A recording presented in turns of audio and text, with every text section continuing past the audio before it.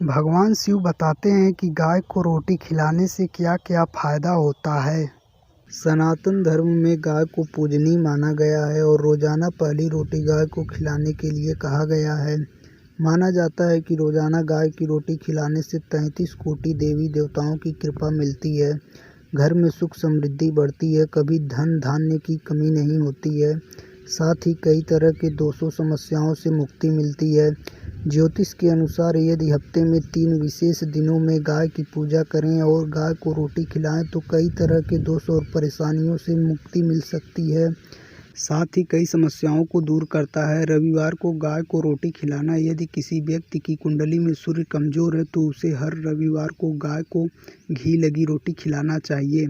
ऐसा करने से सूर्य मजबूत होता है, उसका आत्मविश्वास बढ़ता है और उसे सफलताएं मिलने लगती हैं।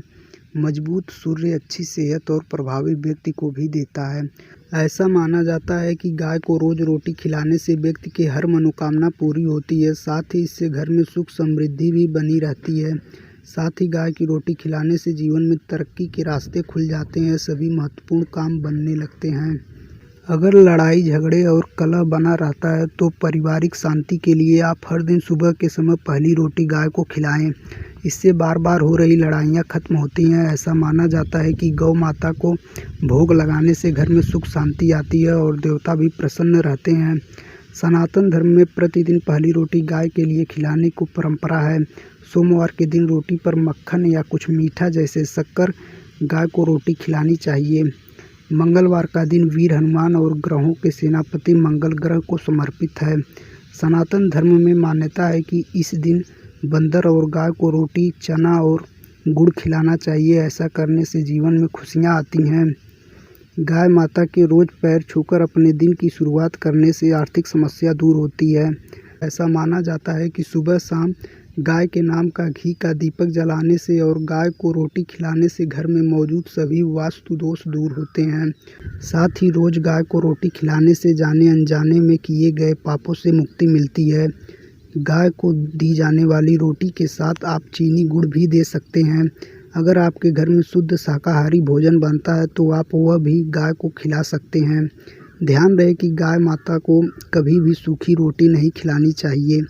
गाय को गुड़ और रोटी खिलाना भी इन्हीं नियमों में से एक है। ऐसा करते हुए आपने कई लोगों को देखा होगा।